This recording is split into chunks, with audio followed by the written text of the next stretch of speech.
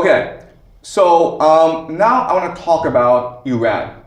Okay, this is the political government structure of Iran. Now, one thing to notice is that it's very complicated. Okay, it's divided into the religious aspects, okay, assembly of experts, and the secular aspect, which is the government. Okay, so it's a government, but the Islamic clerics are at the very top, and this is the dual identity of Iran. Okay, and this is their last presidential election. And as you can see, it's a pretty divided country, where people in the middle voted for Jalali, but people in the outskirts voted for Pezeshkian, okay? So there's a lot of conflict in Iran, not just political, religious, but also ethnic as well. All right, so let me explain very quickly what I see is the major divide in Iran, okay? So of course you have the Islamic theocracy, and they're in conflict with secular nationalists.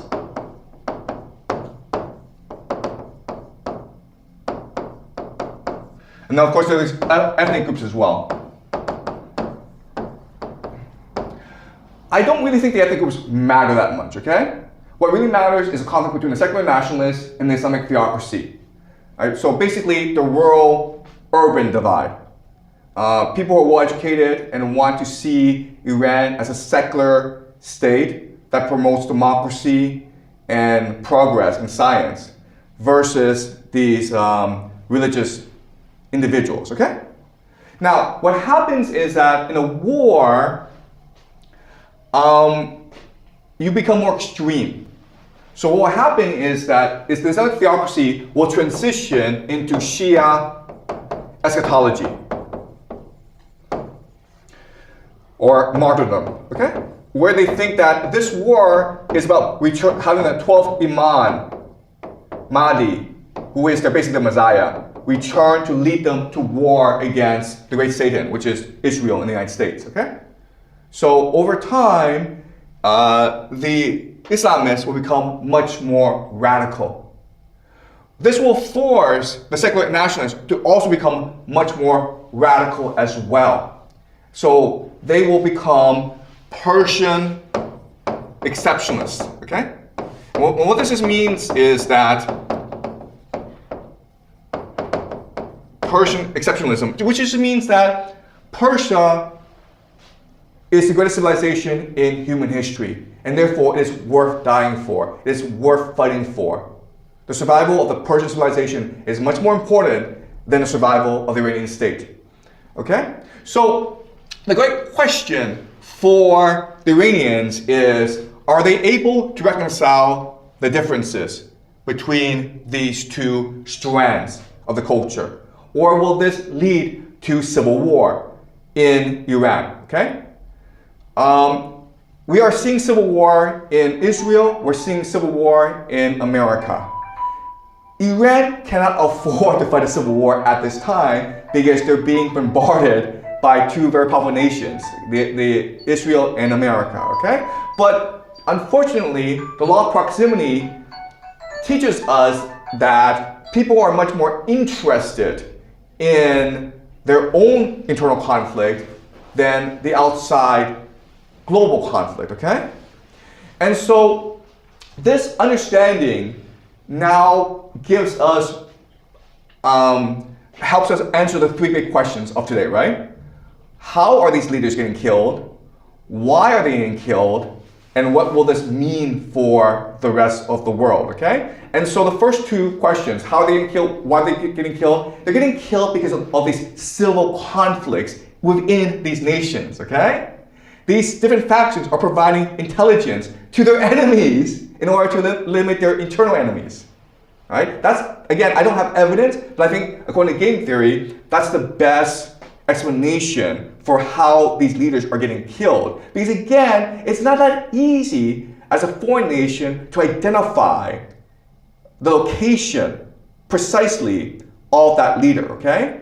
And what we're seeing in this war is both the Iranians and Israelis are doing a very excellent job of killing each other's leaders. And that's not actually common, right? So I think this civil conflict within these nations offers the best guide, the best understanding of why this is happening, okay? Now, the third question is, where's the world going? As you can see from these conflicts, it seems as though the world can only become much more theocratic in the end, okay? So what's happening is, at the end of the day, this war in Iran, in the Middle East, it's really a war between two different competing visions of the world, okay? You have the global secular financial order, okay? And this is the world that we live in today.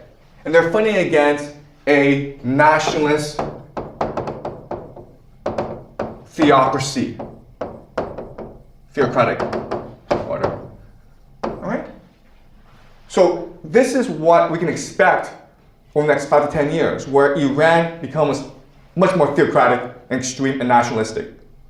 Israel abandons democracy and embraces theocracy. America will also abandon democracy and embrace theocracy, because that is the general trend of the world. Okay? All right? Okay, so what I want to do next class is discuss how the world will change next 5 to 10 years. All right? Okay, any questions? Okay? You mentioned that Israel have two divided parts, and one represents the animal soul and the other represents the divine soul. Like I can substitute this logic to a single person. Like people are always struggled with like identify or not identify, like separating the divine soul and pursue the divine soul, but they cannot get rid of the animal soul. Is there a way where we can only struggle as in our lives? Okay, so first of all, it's important to understand that this is how religious people in Israel frame the conflict in Israel, okay? A conflict between the animal soul and the divine soul. The people in Tel Aviv would frame the